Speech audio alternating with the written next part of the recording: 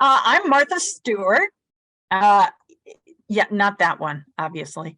And what I'm doing today is Jenny asked me to share my training on motivational interviewing. And I presented motivational interviewing down at the WICSEC conference in Santa Fe. And then this past month, I did a couple of online trainings in MI with the state of Minnesota. And of course, I've been doing MI trainings in Iowa here. I'm with Jenny here at in Iowa, and shared many of them in Iowa across different trainings. And I decided, we sort of talked, Jenny and I, that we want to see, some of you already know about motivational interviewing and some of you don't, and there's lots of people in between as well.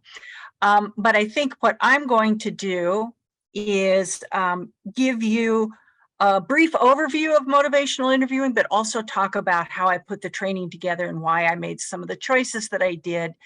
And some of it may resonate with you, maybe not with others, but that's fine. Let's see, I think if you have questions as we go along, please put them in the chat and Jenny will share with me. But let me go ahead and share my screen. Let's make sure we can do this. How's that look, Jenny? And am I good to go? Okay, good. So this truly is a stripped down version. So I've decided to call this a quick and dirty introduction to motivational interviewing for child support. Yeah, I know, not very professional, but I feel we're among friends here, right?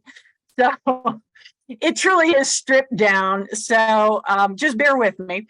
But the trainings that I have done, both at WICSEC and for Minnesota, basically have involved me talking a little bit about the background of motivational interviewing, the importance of relationship building with customers, talking about the spirit of MI and the core MI skills and how to start using MI. What I would like to do is a poll right now, and Jenny's going to help us with this because I'm curious to know of all of you here today, how many of you have a clue about motivational interviewing? What end of the spectrum are you on? Because this is becoming a more and more useful and used tool in child support. I think we're kind of on the cutting edge here of a tool that's going to be used across the nation at some point, I think, at least in some capacity. So it looks like, let's see. Okay, some people have already been trained. Awesome. I've heard of it, know something about it. No, I've heard of it, but I don't know much. No, I haven't heard of it. Okay, awesome. Awesome. Okay, we've got a bit of a spread. That's good. Okay, and thank you. And I'm thinking too, as we go through this, at the end, I'm hoping to leave a chunk of time so that people can ask questions, but also share some of your knowledge and some of your experiences with MI. So let's get started. So in all of my trainings, I always start with a brief history of motivational interviewing and an acknowledgement that it was developed between Doctors William Miller and Stephen Rolnick back in the early 80s. So motivational interviewing has been around for about 40 years. But it grew out of the psychology of behavior change. Both Miller and Rolnick are therapists, psychologists, and this is where motivational interviewing came from. And it basically, in a nutshell, is a collaborative conversation to strengthen a person's own motivation to change, to make a decision, or to take some kind of action. And I've got a brief videotape here of Dr. Rolnick giving just a tiny definition of what MI is. And keep in mind, he uses the term patient because he comes from a therapist background, but just insert client or customer for child support, and that works as well. What is motivational interviewing, or MI? If you said to me, capture it in just a few seconds, I'd say something like this. MI is a conversation about behavior change in which the patient, rather than you, sits in the driving seat and talks for themselves about why and how they might change, with you alongside as an expert guide. So that's very short and sweet, but it kind of gets to the point. And motivational interviewing back in the 80s came out of addiction therapy, but obviously in the ensuing 4 decades, it has been refined and expanded into lots of other helping professions. And these are ones that I'm aware of: healthcare management, social work, Department of Corrections, Veterans Affairs, all kinds of places, and of course now, child support offices as well. So this really is a growing tool. And I'm aware of several states that are currently using motivational interviewing in their day-to-day business.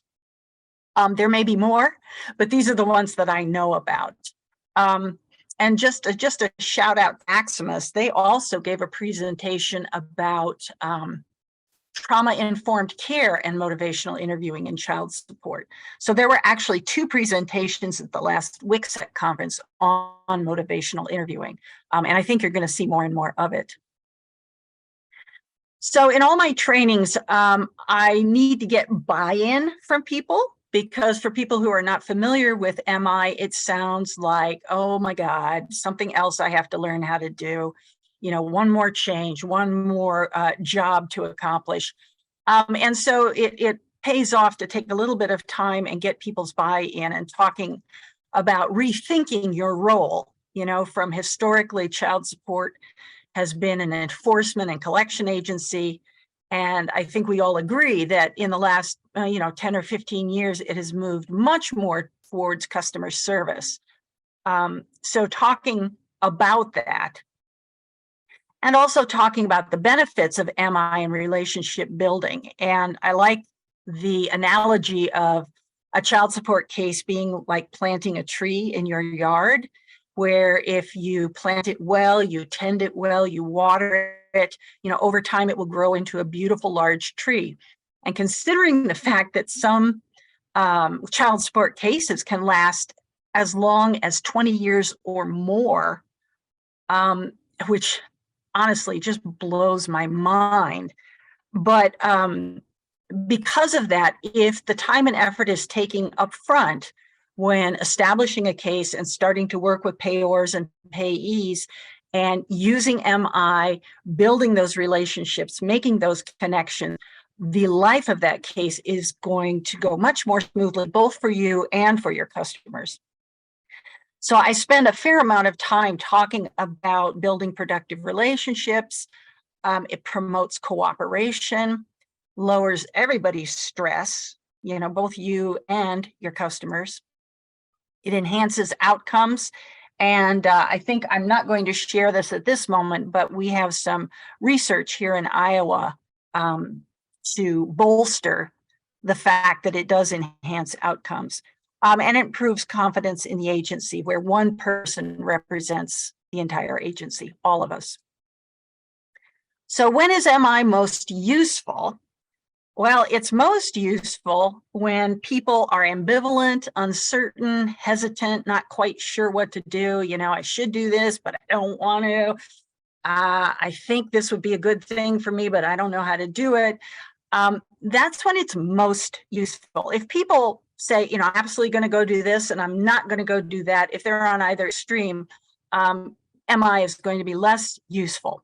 But anytime you start to hear that sort of internal tug of war with a customer going on, that's when MI comes in really handy. And I also am always sure to let people know that there's a lot of research on motivational interviewing. Literally, I think there's over 1,000 studies that have been done, and they have all conclusively found that people are much more likely to follow through when they come up with a solution or a decision that has meaning for them. So in other words, rather than me telling you what to do, that I simply help you to discover what it is you want to do. So obviously I talk about strategies, techniques, and tools in motivational interviewing, but I always start with the spirit of MI. This is sort of the foundational mindset. And the spirit of MI is that within every person, a belief that within every person is the capacity and potential for change, every one of us. And sort of the four pillars or principles of the spirit of MI are partnership, acceptance, compassion, and evocation. So I always go through all of these, and I'll go through them with you briefly, but the idea of partnership being that your customer is sort of in the driver's seat, if you will, and you're the navigator. And I love this it sort of harks back to Dr. Rolnick's imaging of driving together. And the collaboration emphasizes listening, connecting, and guiding, not telling, correcting, or directing. This is what MI is all about. Acceptance, everything you already know, being non-judgmental, not jumping to conclusions, managing perceptions. And I like to talk about the fact that everyone is on a journey. You, me, all of us, we're on a journey in life. And if I'm a case manager, when I interact with a customer, I don't know much about their life. I'm just getting a little tiny snapshot of what's going on. They may have had a rough day and they're unhappy, or they may be in a good mood. I don't know, but it's simply a snapshot. And so it's really important, I think, to remember that much of what lies below the surface, we rarely see. And we have to acknowledge that what lies below the surface affects how we present ourselves when we're interacting with other people. And understanding that no matter how customers look, how they talk, how they behave, their experience has been very different from ours. And it has brought them to this point in life. And so we need to be accepting and meet them where they're at. Compassion is about promoting the person's welfare and prioritizing their needs.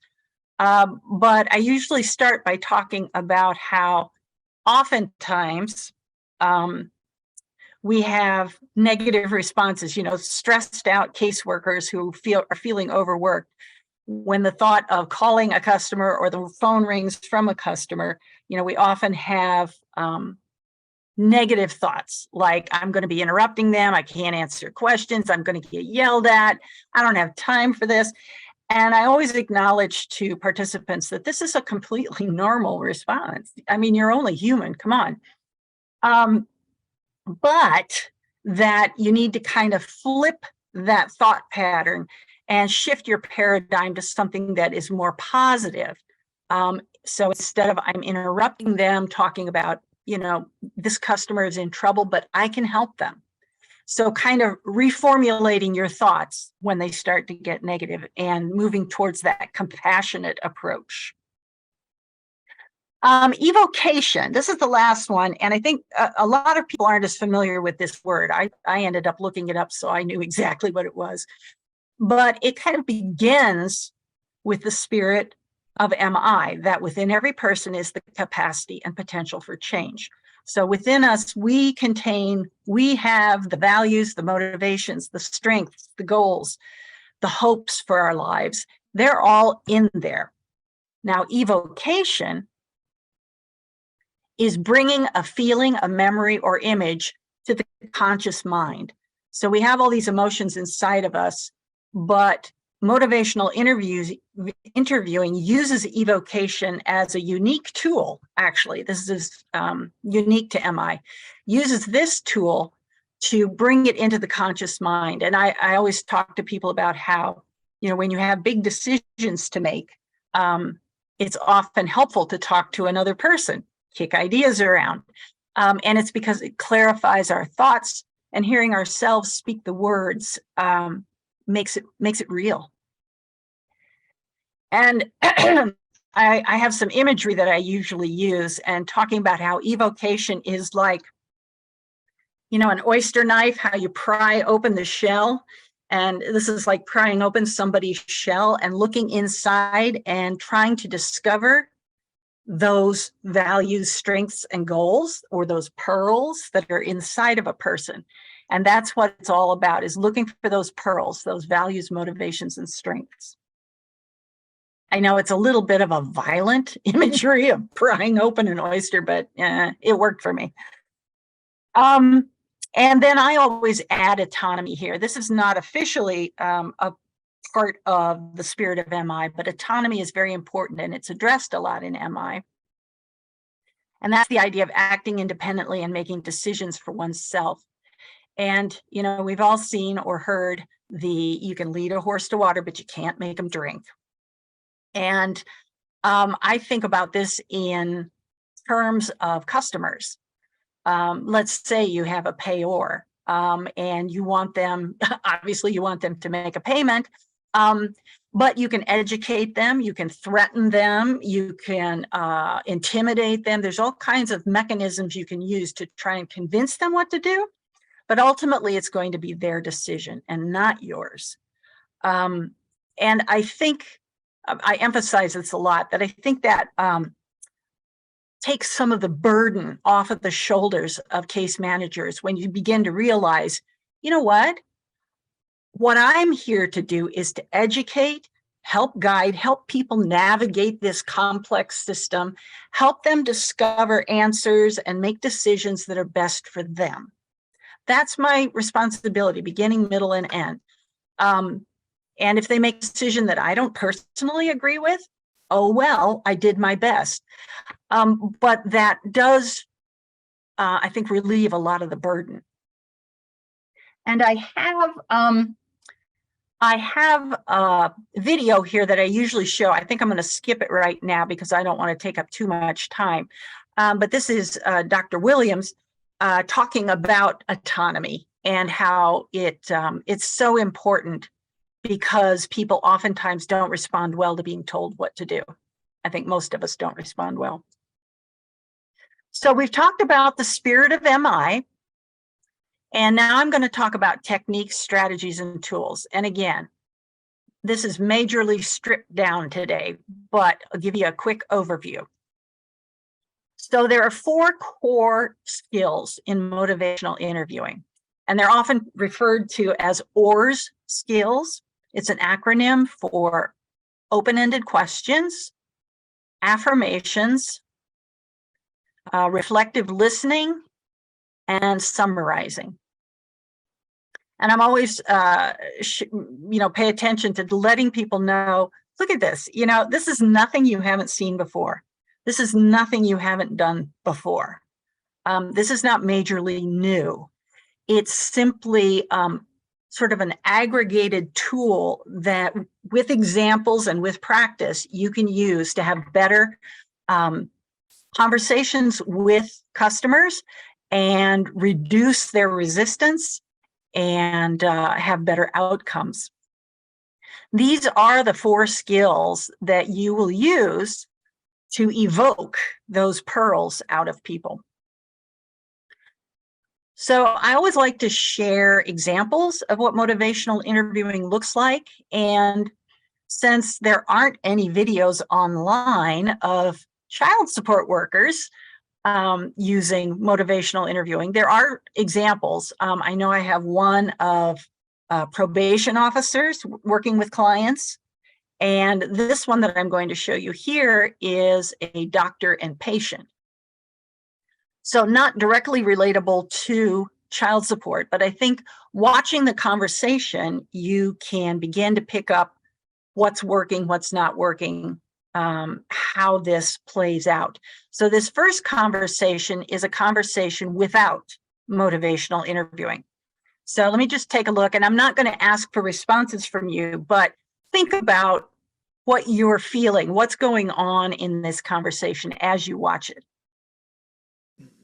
Okay, so I wrote a prescription for an antibiotic for Aiden that should help with the ear infection, but And looking through the chart, I mean, it seems like he's had 6 or 7 of these just in the past year or so. Yeah. That's really a big problem. Yeah, it's pretty stressful for both of us. He gets really upset. Well, one of the primary risk factors for multiple ear infections in kids is actually smoke exposure. Are you smoking? Yeah, I do smoke, but I don't smoke around him. I try really hard not to smoke around him. Well, the fact that he's having these ear infections is indicating to me that he is being exposed to smoke. And so, what can you tell me about that? I don't know. I mean, I try really hard not to smoke around him. I don't smoke in the car. When he's home, I go outside to smoke. I mean, I know it's bad, and I know it's bad for him, so I don't want him to be around it, so I try really hard. I really need you to quit smoking, both for your health and for Aiden. So I think this is a good example, and you can begin to see how this type of conversation is more confrontational.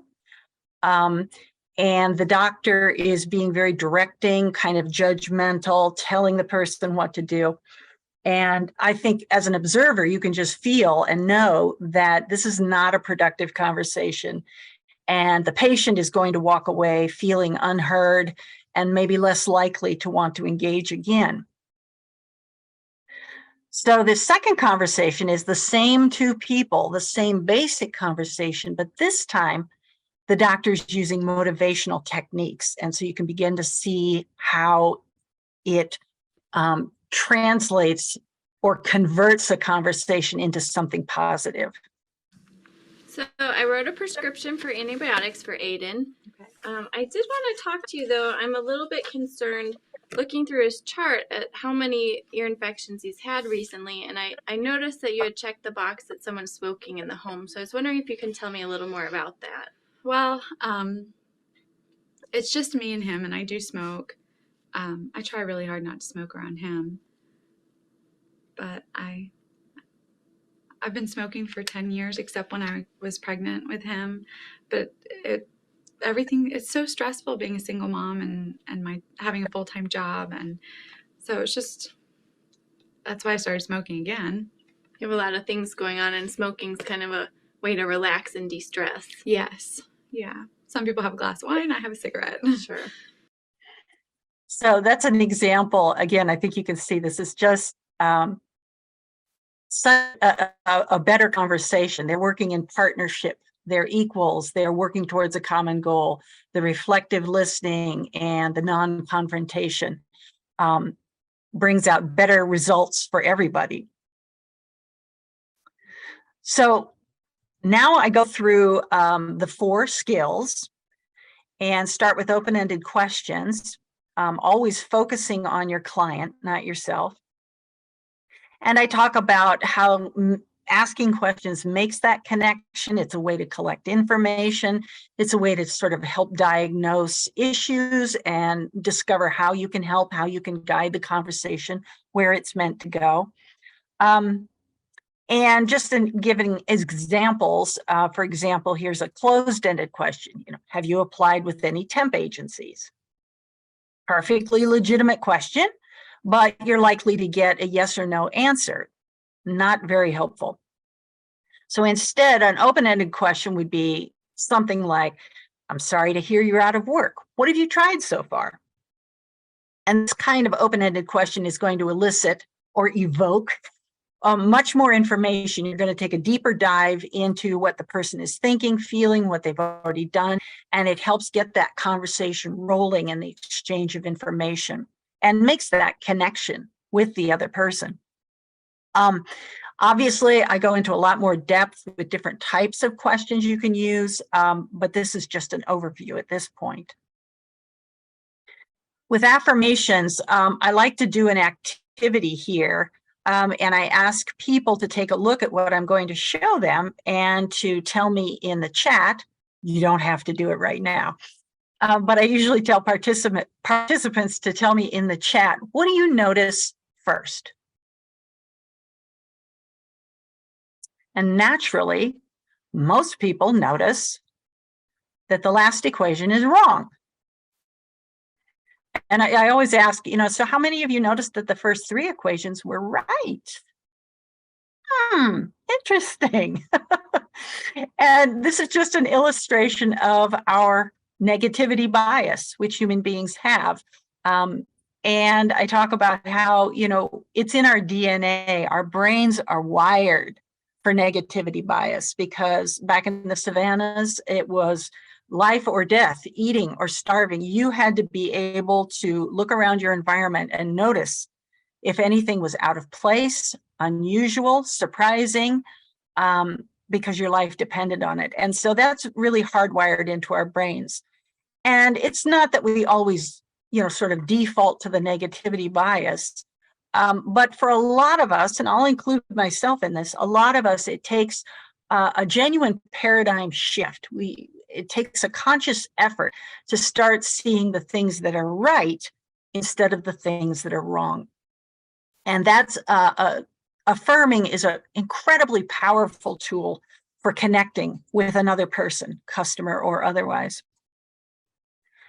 So I talk a little bit about an example of using affirmations. So if one of your customers is saying, I'm looking for a second job, and you might say, wow, I'm impressed, that's great.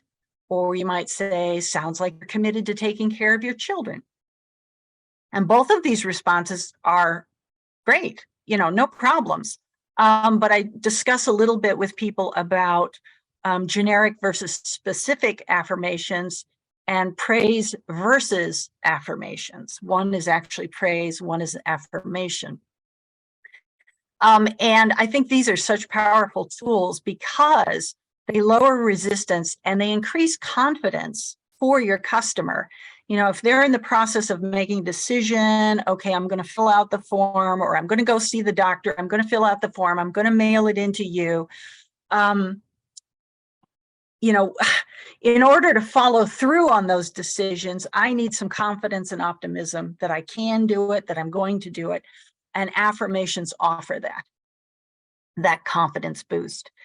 And I share this video because, number one, because I just love it, but also because it's a great illustration of affirmations.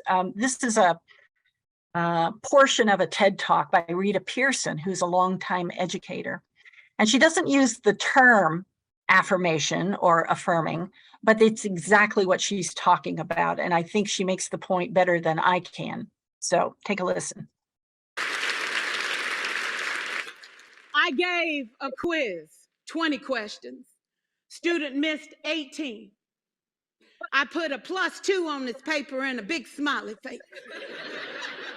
He said, Miss Pearson, is this an F? I said, yes. He said, then why'd you put a smiley face? I said, because you on the roll. You got 2 right, you didn't miss them all. I said, and when we review this, won't you do better? He said, yes, ma'am, I can do better. You see, -18 sucks all the life out of you. +2 said, I ain't all bad. So again, it's a great illustration of how we can use affirmations to encourage our customers in their decision making.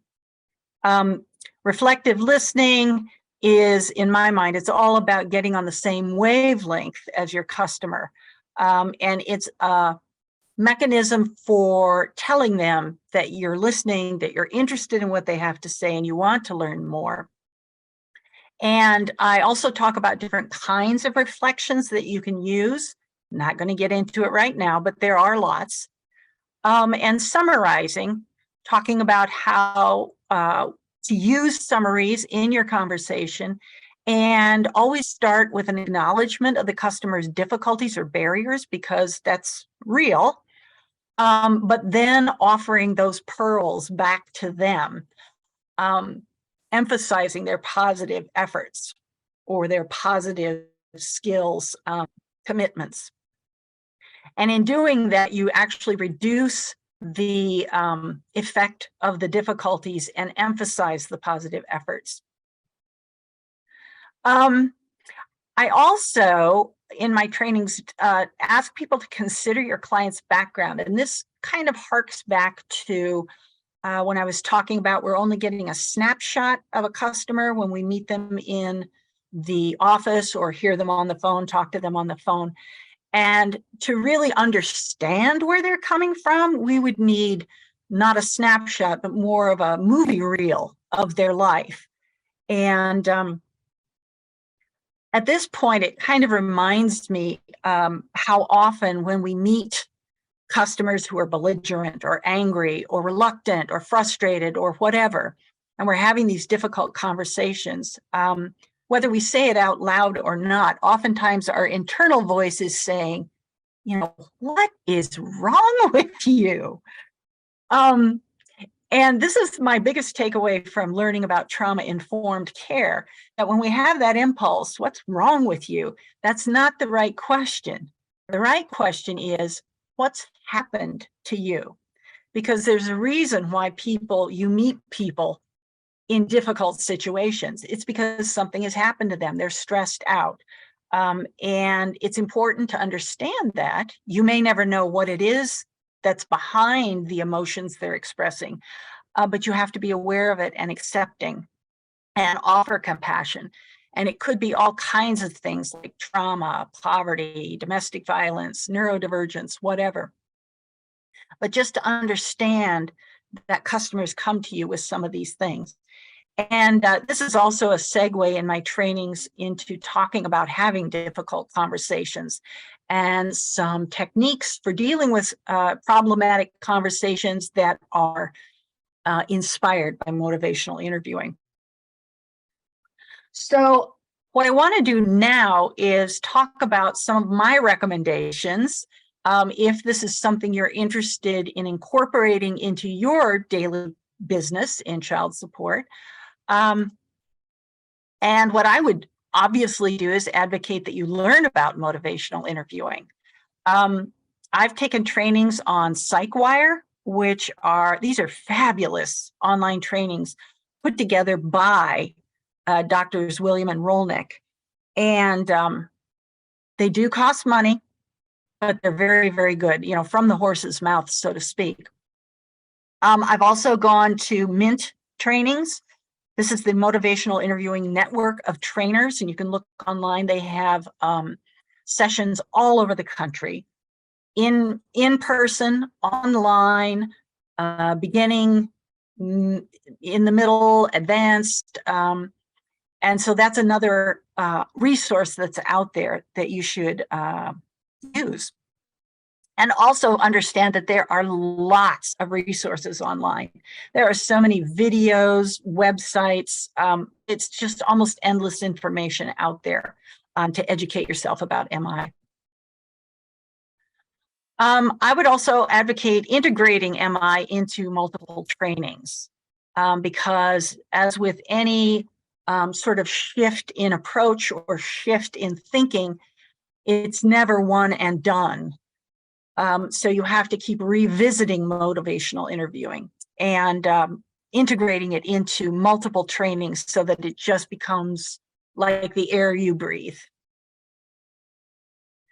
Also present it with different twists. So yes, you're presenting motivational interviewing in different trainings and at different times, but do it in different ways. So you can be conveying the same kinds of information, but maybe with a different story or a different video, or you can expand on something that you've already discussed. I would also be sure to promote that during staff meetings, supervisors and caseworkers take time to talk about motivational interviewing, you know, like in the last month. What kinds of successes have you had? What didn't work so well? This happened to me. What would you have done? And again, it gets people thinking, keeps it on their radar, so to speak, and gets them thinking about it. And finally, you know, for me personally, my tricks of the trade are to use videos, graphics, stories, personal stories, work stories, activities, research, examples, and always address the elephants in the room. Because if you want buy-in, you can't bypass the elephants in the room. if you address them up front, it's a little bit like the summarizing, you know, where you start with the difficulties, but you end with the positive efforts. Address the elephants in the room, but then explain why the elephants in the room can actually be diminished or escorted out of the room because this is going to help. So using these kinds of techniques in your trainings will keep people engaged, getting information from multiple sources, and sometimes the images stick with people when the words don't. So just some suggestions there. I do have survey results from Minnesota, and so I was going to share those with you briefly. I trained about 200 people. They did a survey and about 84 people responded. So one of the questions was, you know, was the training clear and easy to follow? And about 93% said strongly agree or somewhat agree. I understand the benefits of MI. About 96 were in those top two categories. And I feel confident about beginning to use MI in my work. Okay, still 85%, which in my mind is pretty darn good, but less than the other two, which isn't surprising because human nature is to be sort of apprehensive about change, apprehensive about something new. And so this is where I address some of those issues. Because the fact of the matter is, to practice MI well takes practice, a lot of practice. And nobody's expecting anyone to be an expert. But I do have suggestions that make it less intimidating. So for example, doing stealth practice, which is using MI on friends and family, and just seeing how people respond. And it helps to get you a little more comfortable with things like affirmations, open-ended questions, that sort of thing. I also recommend introducing one skill at a time. You know, you learn everything there is to know about motivational interviewing, but you can't go out tomorrow and start doing it. The best way to approach it, I think, is to take it one skill at a time.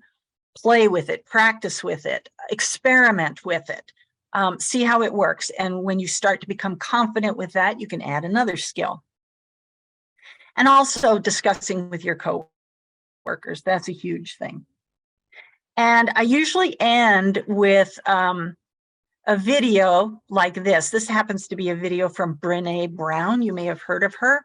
And she's talking about vulnerability and courage. And I think it also addresses some of the hurdles that people have about wanting to adopt MI, kind of that fear of the unknown and not being able to control situations.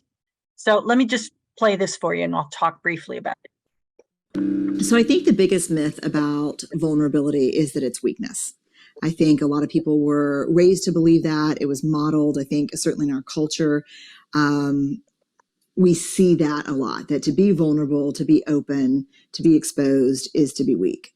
And the truth is, you know, what I found in my research is that vulnerability is not weakness. In fact, I would argue that it's our greatest measure of courage. When we went out and asked people, what is vulnerability? We heard Excuse me. things like, vulnerability is the first date after my divorce. Vulnerability is starting my own company. Vulnerability is taking responsibility for something that went wrong at work. Vulnerability is sitting with my wife who has stage 3 breast cancer and making plans for our young kids. Vulnerability is taking my business public. You know, the definition I use in my work of vulnerability is simply uncertainty, risk, and emotional exposure. Vulnerability is about the willingness to show up and to be seen, even when there are no guarantees. So I kind of like this as an ending to my trainings because what I always point out to people is that you are being vulnerable and courageous right now. Forget MI. You're already doing it because you're answering the phone, you're calling customers. You don't know how the conversations are going to go. And in fact, your customers don't know how they're going to go either. So both sides of your conversation are displaying vulnerability and courage in moving forward. You're already doing it. MI is simply a tool that you can use to help connect with your customers, to ease your burden of stress in working with customers and have better outcomes for everyone. So that's your quick and dirty version of MI. And I wanted to do one more poll here quickly before we open up for questions and comments from people. What I'd really like to know, Jenny will help with this one. I'd really like to know how many of you are using motivational interviewing in your child support work right now.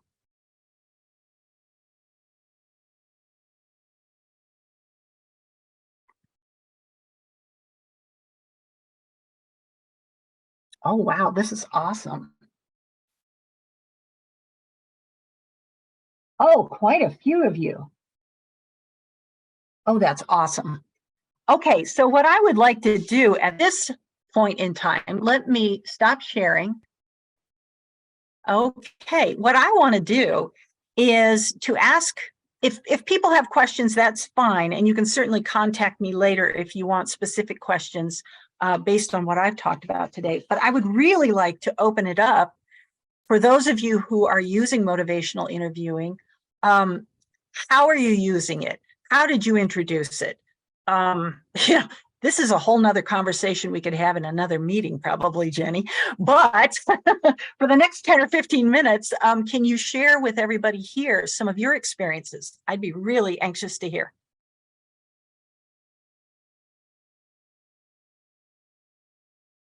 Ooh, I also want to know what states are using motivational interviewing. So those of you, the 12 people who responded, can you enter in chat what state you're from?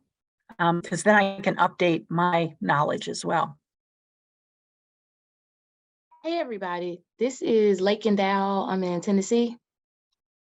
Mhm. I just wanted to share, I'm no longer in the local office. I'm a training officer with the child support caseworkers in Tennessee. And we actually integrated a portion of our training to our Office of Reentry caseworkers. It's a section in that training for motivational interviewing to talk to those individuals who have been, who are on the way to being released from prison and being reintegrated into, you know, paying child support and taking care of those responsibilities. So we do have a portion of that training where we talk to them about motivational interviewing and how that's going to be a lot more beneficial when talking to those individuals. That's awesome. Thank you for sharing, Lagan. Anybody else?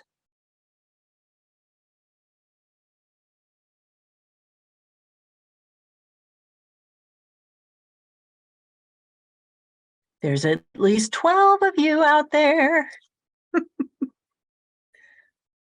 Oh, Juneau, Alaska? Wow, you're using it too. Oh, that's awesome. Native American, First Nations. I'd be curious to know, does it work well? What's your experience? This is Vivian.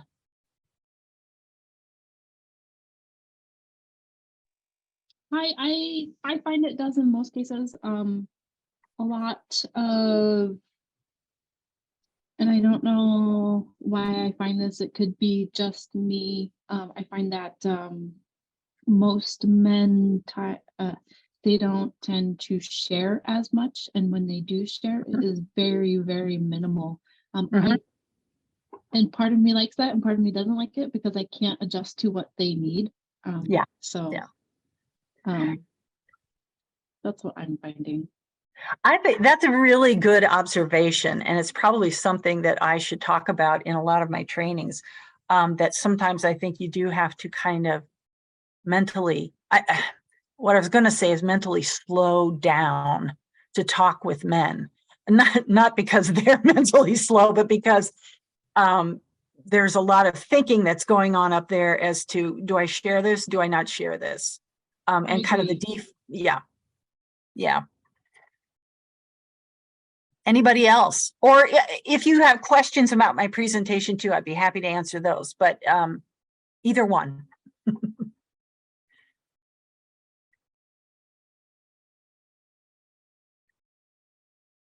Any other states I can add to my list? I've got Tennessee and Alaska that I don't have now.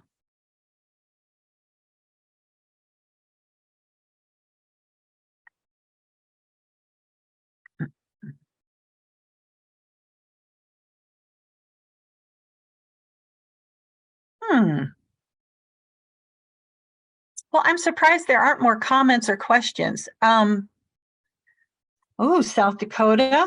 Okay. So Montana, are you thinking of using using MI? Are there any plans in motion? This is Dylan from Montana. Mhm. Jackie is my colleague. We are part of a training team for child supports. We are developing training materials for new investigators and caseworkers. And it's kind of funny, but our division has been talking a lot about motivational interviewing, so we have some of that knowledge Okay. of what it is and kind of how it works. But we were actually just chatting a little bit about how we definitely do, like she said, want to jump in with both feet and try to implement this, just because not only is it going to improve, outcomes with our clients in child support and having more positive conversations with those clients, but also improving like morale in the offices and working with those coworkers. So it's definitely something that Montana doesn't necessarily implement every day, but it's something that I think moving forward, we're definitely going to try to push for a little bit. Well, and I think you make a good point, Dylan, right? Yes. Yeah, Dylan, because, motivational interviewing is its own thing. But any individual case manager or any individual child support office can use the pieces that work for them, and maybe not the whole thing. I think it's worthwhile learning the whole thing, just so you have options to pick from. But using them in certain conversations where it's most useful and using certain techniques, it just doesn't have to be a scary thing. It's only a positive tool that improves interactions between case managers and customers. Yeah, absolutely. Thank you. Mm-hmm. Hi, Martha. This is Barbara Lehman. I'm also from Alaska in Juneau with Tlingit and Haida. Okay. I think the two that I use probably the most is, reflective listening and then offering affirmations, especially with paying parents, because when they do call, it's usually because they're in a really bad situation, and to affirm what they're going through. Yeah. And we have a new program called You Matter. And so sometimes that can be brought in to the equation if that's something they're interested in doing. It's a employment service specialist position within the child support unit. Okay, interesting. It's new and it's definitely making some progress. So it's been really good. But I think listening, doing reflective listening by saying something back just to affirm that you heard them, I think can ease the situation, because they usually call pretty angry. Right. And to get them to, right.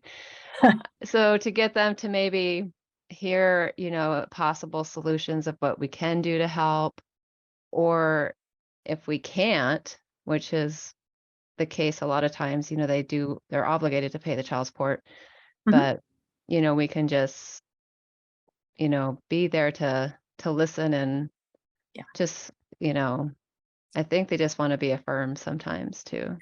Absolutely. Don't we all? Yeah, That's a real human need.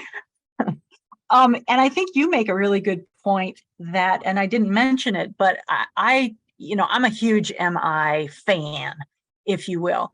And I say it's a universal tool. I mean, we talk about how it's best used when people are ambivalent or hesitant, but honestly, you can use it 24/7 with anybody, children, spouses, coworkers, you name it. And things like reflective listening and affirmations just grease the wheels of that conversational flow and really help you connect with the other person. Anybody else? Questions or comments about your experience?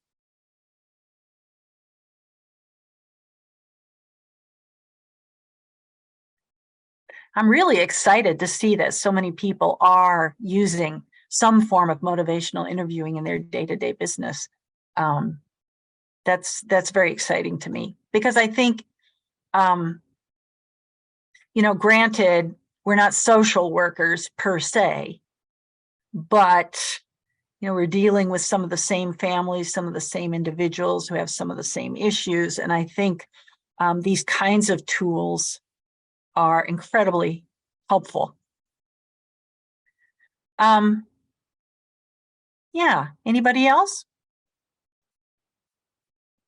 Yeah, I was just going to say, I'm also with Clinkett and Idaho. I'm with the U-Matter program, which is employment services. Okay. My name is Chris, and I use the stages of change in this process also, because I need to know where individuals are at. Try to gauge where individuals are at and their verbiage for change, and it helps ask a lot of questions, and you can kind of gauge who and how motivated people are. Yes. For our program by using that. That's interesting, Chris, because I didn't mention it today, but I do in the full-blown training that I do. Another unique aspect of motivational interviewing is listening for change talk. As you become more skilled in motivational interviewing, you can begin to hear what the other person is saying. And there are certain phrases and words and attitudes that come out in their speech that indicate they're kind of getting on board with this idea. Yeah, I think I can do this. I think I'm going to do this. I will do this. And that's something that you can encourage and evoke out of the other person. And again, once they get to that point, it's much more likely they're going to follow through.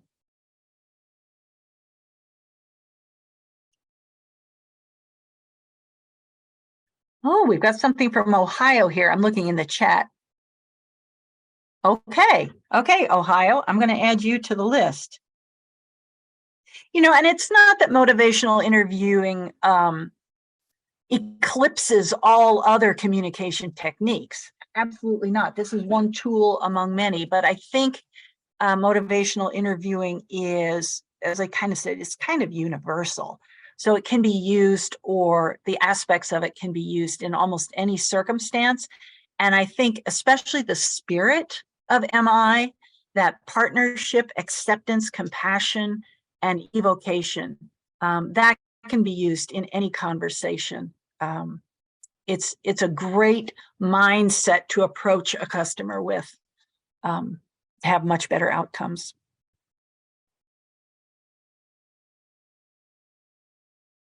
Anything else?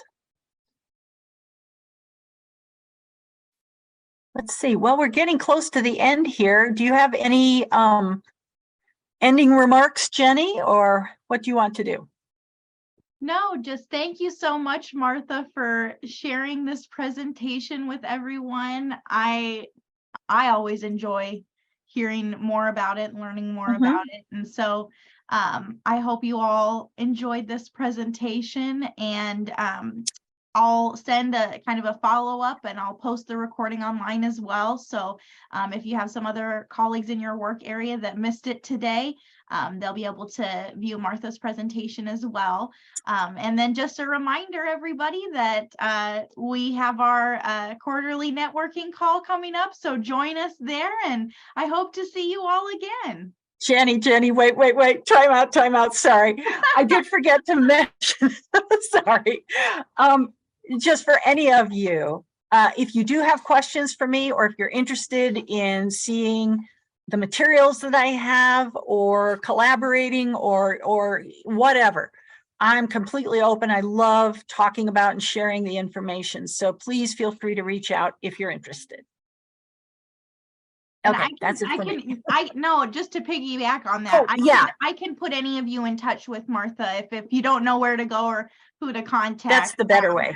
I'm happy to put you in contact, and you can find our website, find my contact information or fill out one of those forms, and I get an automated email message too. So lots of ways to get a hold of us. Just reach out and shoot me a message, and I'll be sure to get you to the right place. So Awesome. thank you all for being here today. Thanks, guys.